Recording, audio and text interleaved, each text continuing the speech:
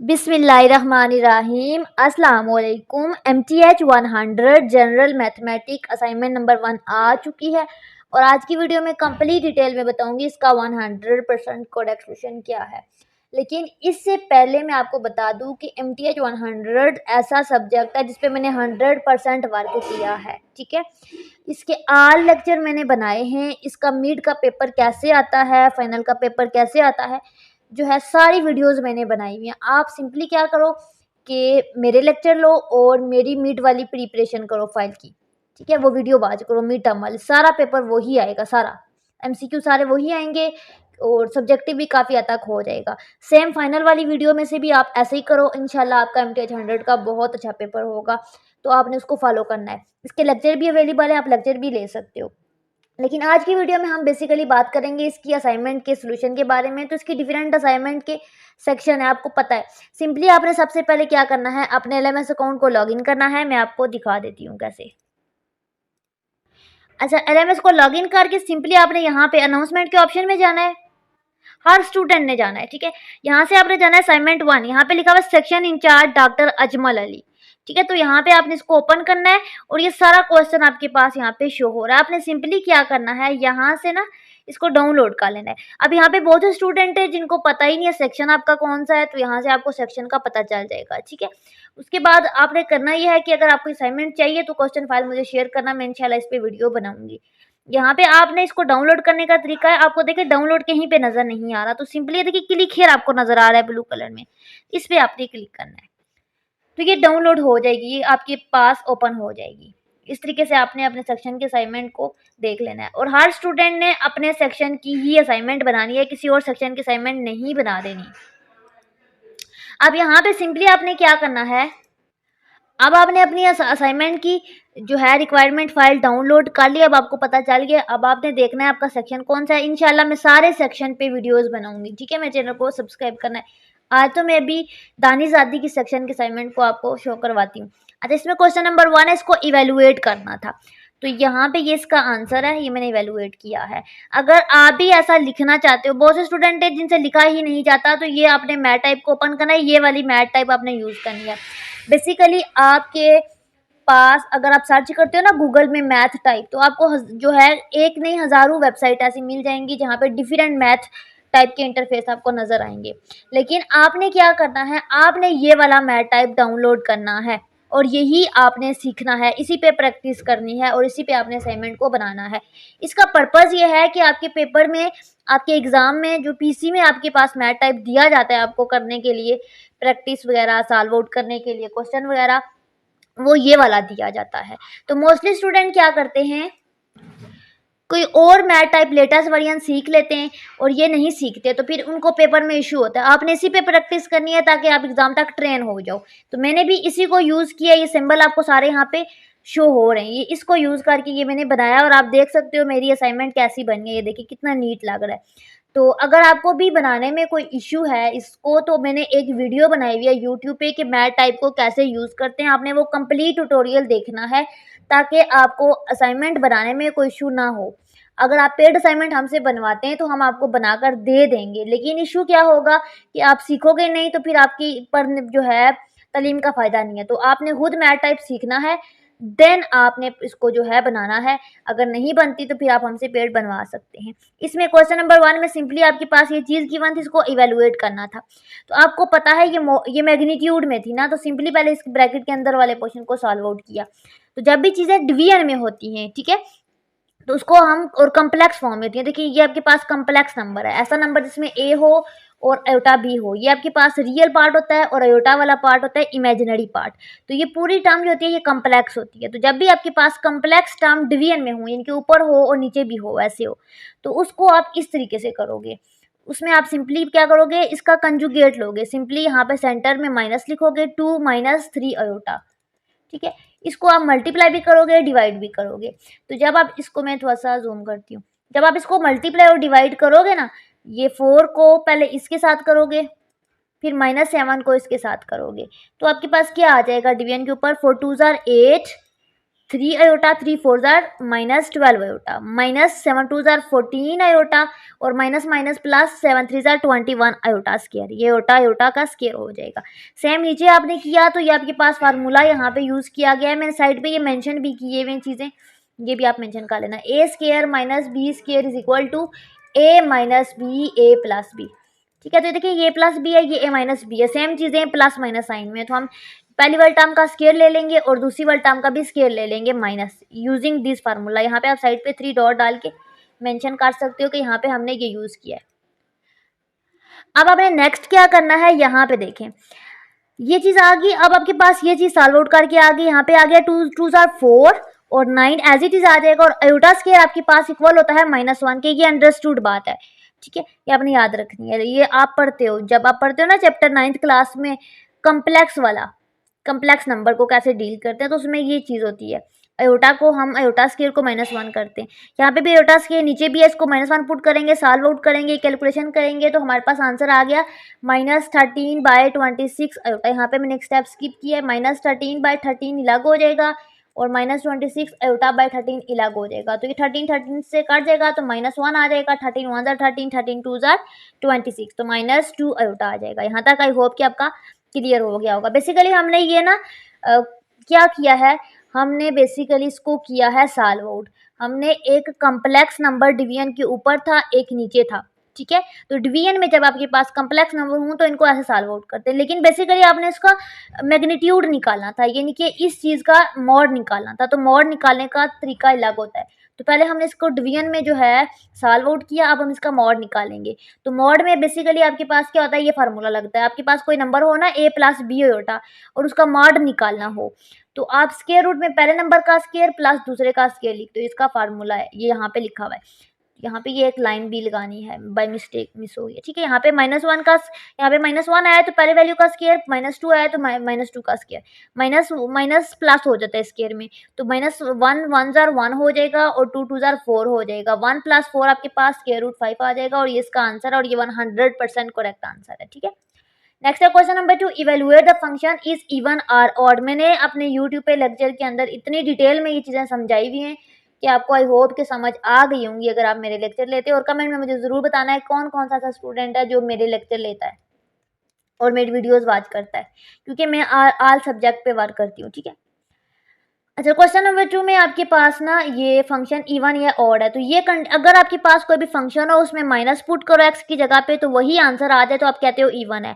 अगर वही आंसर आए लेकिन साइन चेंज हो, यानी कि साइन नेगेटिव हो, तो आपके पास ऑड होता है। तो इसको चेक करते हैं कि इवन है या ऑड है। तो सिंपली आपके पास ये वाला फंक्शन गिवन था, आपने यहाँ पे माइनस पुट किया। जब यहाँ पे माइनस पुट किया तो आपके पास यहाँ पे भी माइनस आ गया, तो माइनस का स्क्वायर आपके पास माइनस होता है।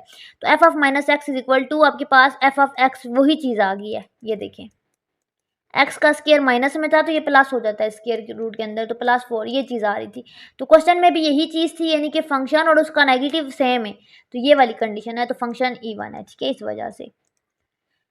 अच्छा, नेक्स्ट है इसकी डोमेन निकालनी है। तो सिंपली जब भी स्क्वायर रूट के अंदर कोई नंबर हो ना, ये मैंने इंग्लिश लिखी हुई, आप इंग्लिश लिखो ना लिखो आपकी मर्जी है, ये +4, तो आपके पास ना स्क्वायर रूट के अंदर यहाँ पे मेन टारगेट होता है कि प्लस में आंसर आए, कोई भी गिनती का नंबर। क्योंकि अगर माइनस में आता है ना तो -1 हो जाता है, या कुछ कोई भी नंबर माइनस में आता है ना तो -1 आपके पास बेसिकली अयोटा आ जाता है, तो वो इमेजिनरी पार्ट बन जाता है। तो ये आपके पास नहीं हो सकता। आपके पास डोमेन का सोल्यूशन रियल होना चाहिए, यानी कि गिनती का नंबर होना चाहिए, 1 2 3 4 5 -10 -20 इन्फिनिटी, कुछ भी गिनती का नंबर होना चाहिए। तो अगर स्क्वायर रूट के अंदर माइनस आ जाए तो आपके पास डोमेन एग्जिस्ट नहीं करती। अब आपका मेन टारगेट है कि यहाँ पे आपके पास किसी भी कंडीशन में माइनस नहीं आना चाहिए। तो आपके पास वैल्यू क्या थी, ये x² +4, तो आपने x की जगह पे कोई ऐसी वैल्यू रखनी है कि यहाँ पे माइनस ना आए। तो यहाँ पे अगर तो मैं 2 रखती हूँ ना, कुछ भी प्लस वाला नंबर, तो वो प्लस में ही रहेगा, 4 + 2 6 हो जाएगा। 4 + 10 रखती हूँ तो 14 हो जाएगा। यहाँ पे 15 रखती हूँ तो 4 + 9 15 हो जाएगा, यानी कि सारे नंबर प्लस वाले आ जाएंगे। तो क्या माइनस वाला नंबर रखने से फ़र्क पड़ेगा? तो अगर मैं यहाँ पे -2 रखती हूँ तो ये -2 का स्क्वायर आपके पास -2 का स्क्वायर देखिए किसी भी नंबर की पावर स्क्वायर में हो ना तो वो आपके पास प्लस हो जाती है, यानी कि कोई भी नेगेटिव नंबर रखूंगी तब भी वो प्लस बन जाएगा, स्क्वायर रूट ओपन होगा तो। यानी कि पूरी रियल लाइन ये जो लाइन होती है ना, जीरो से इन माइनस प्लस इन्फिनिटी से माइनस इन्फिनिटी, पूरी नंबर लाइन आ जाएगी। ठीक है, अब इसकी डोमेन क्या है, पूरी रियल लाइन। अब आपके लिखने का तरीका क्या है, डोमेन लिखने का, डोमेन लिखने के डिफरेंट तरीके हैं। अब आप देखो कि आप किसको फॉलो करते हो। देखो अगर मैं लिखती हूँ ना डोमेन, इसके पास set of all real number is domain, ये भी लिख सकती हूँ इंग्लिश में एक लाइन। इसको मैं ऐसे भी लिख सकती हूँ, माइनस इन्फिनिटी से इन्फिनिटी, यानी कि पूरी नंबर लाइन।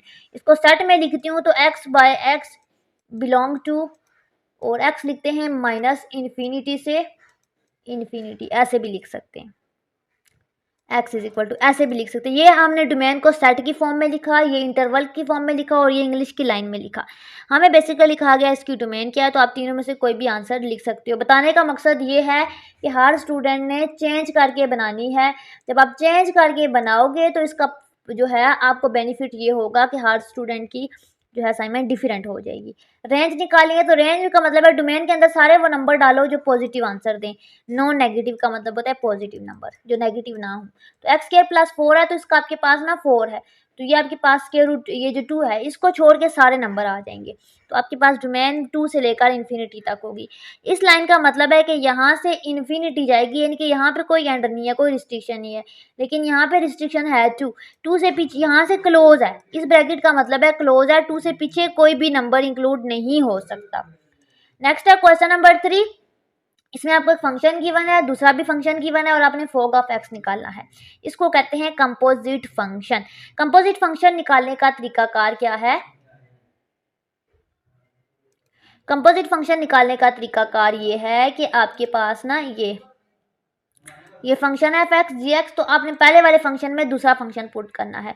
ये तो आपने ये पहला वाला फंक्शन ये वाला उठा लिया, यहाँ पे लिखा, और इसमें जहाँ पे x था वहाँ पे दूसरे फंक्शन की वैल्यू पुट की। g की वैल्यू ये थी तो यहाँ पे ये g की जगह पे x प्लस 1 था तो x की जगह पे हमने ये वैल्यू पुट की प्लस 1 लिखा।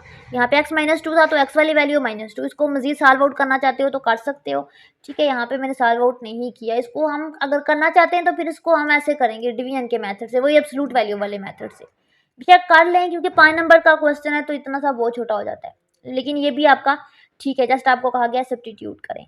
अब क्वेश्चन नंबर 4 है, इसमें आपको ए बी गिवन है और उसका मल्टीप्लाई निकालना है। 9th क्लास के चैप्टर 1 में आपके पास जो है मैट्रिक वाला आता है पंजाब बोर्ड में, उसमें ये आपको बहुत अच्छे से सिखाते हैं। 2 मैट्रिक है, उनको मल्टीप्लाई करना है। मल्टीप्लाई करने का तरीकाकार क्या होता है, देखिए पहले वाले मैट्रिक की रो को पहले वाले कॉलम से मल्टीप्लाई करते हैं, 1 को -1 से, फिर 3 को 5 से यहाँ पे लिखते हैं। ठीक है, फिर सेम आप फर्स्ट रो को सेकंड कॉलम से करते हो, यहाँ पे लिखते हो, सेकंड रो को फर्स्ट कॉलम से करते हो, यहाँ पे लिखते हो, सेकंड रो को सेकंड कॉलम से करते हो और यहाँ पे लिखते हो। ठीक है, चारों को सॉल्व आउट किया, मल्टीप्लाई किया, ये सारे स्टेप डिटेल में हुए हैं, तो आपके पास ये आंसर आ जाएगा और इसका 100% करेक्ट आंसर है।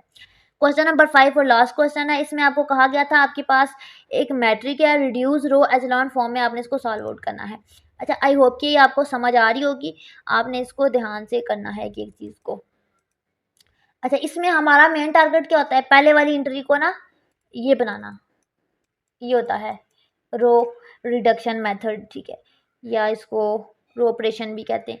ठीक है, तो इसमें हमने बेसिकली क्या करना है, इसको रिड्यूस करना है। तो सबसे पहले हम कैसे जाते हैं, पहले इसको बनाते हैं 1, फिर इससे नीचे वाले को 0, फिर इसको 1 और फिर इसको 0। ये पैटर्न होता है, इस पैटर्न के अकॉर्डिंग करना है। अब इसको करते हुए आप कौन कौन से ऑपरेशन करते हो, प्लस कर सकते हो, माइनस कर सकते हो, मल्टीप्लाई कर सकते हो, डिवाइड कर सकते हो, रो को इंटरचेंज कर सकते हो। मैंने अब आपको बता दिया कि रो ऑपरेशन का पैटर्न क्या है।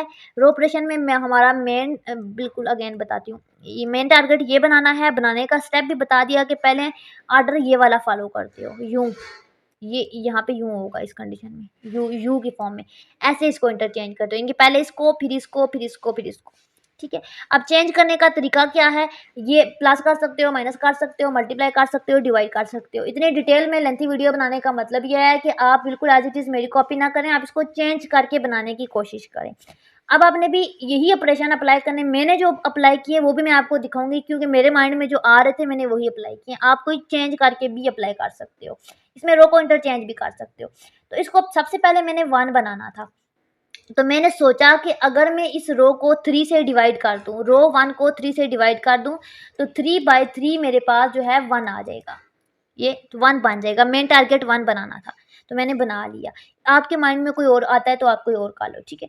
अब अगर इसको किया है तो इसको भी करेंगे, तो 5 डिवाइडेड बाय 3 आपके पास ना 5/3 आ जाएगा, ठीक है। ये हो गया टारगेट कंप्लीट। अब नेक्स्ट स्टेप था यहाँ से डाउन जाना था, 1 के नीचे वाले को 0 बनाना था, मेन टारगेट था। तो 0 बनाने के लिए यहाँ पे 2 था, तो यहाँ पे 0 बनाना है। तो मैंने सोचा मुझे क्या करना चाहिए, मैंने रो 2 में से माइनस कर दिया 2 को, इसमें से माइनस कर दिया, ठीक है। आप यहाँ पे कोई और ऑपरेशन भी अप्लाई कर सकते हो जो माइंड में आता है। तो मैंने यहाँ पे जब माइनस किया 2 को, तो मेरे पास 2 - 2 0 हो गया, और 4 - 2 आपके पास 2 हो गया। तो ये फॉर्म बन गई।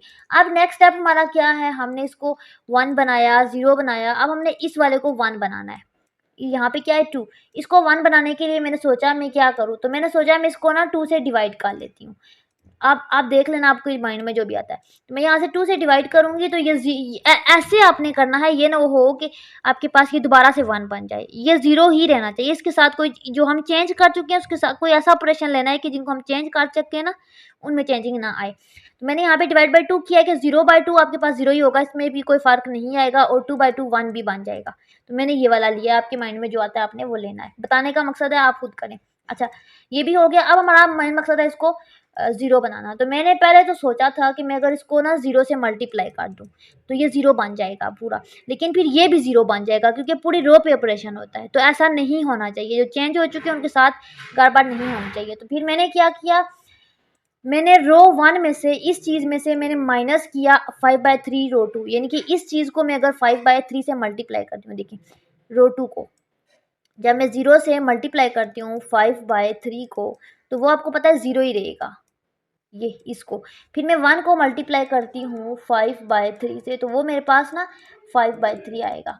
अब मैंने इन चीज़ों इन आंसरों को ना इसे माइनस करना है, तो 1 से माइनस करूँगी 0 को, तो वो 1 ही रहेगा, कोई चेंजिंग नहीं आएगी। इट्स मीन कि मैंने ठीक किया है। फिर 5/3 को जब माइनस करूँगी इस 5/3 से, तो ये माइनस में है प्लस में है, तो कट जाएगा, तो 0 हो जाएगा। तो इस तरीके से मैंने ये एक आइडेंटिटी मैट्रिक भी बना लिया, रो ऑपरेशन भी कर लिया, आइडेंटिटी मैट्रिक भी बना लिया, और सबसे मेन बात मैंने सारे जो इसके रूल्स हैं उनको फॉलो करके बनाया। ये इसका 100% करेक्ट आंसर है। आप चाहें तो कोई और ऑपरेशन अप्लाई कर सकते हैं, बस ऑपरेशन आपको जो मैंने ऑप्शन दिए हैं उनमें से अप्लाई करना है। बाकी वीयू में पेपर कैसे देते हैं वो वीडियो भी मैंने बनाई हुई है, सारे लिंक मैं डिस्क्रिप्शन में ऐड कर दूँगी, आप देख लेना, अच्छे से सीख लेना पेपर कैसे देते हैं, ठीक है। बाकी कोई इशू हो तो पूछ लेना।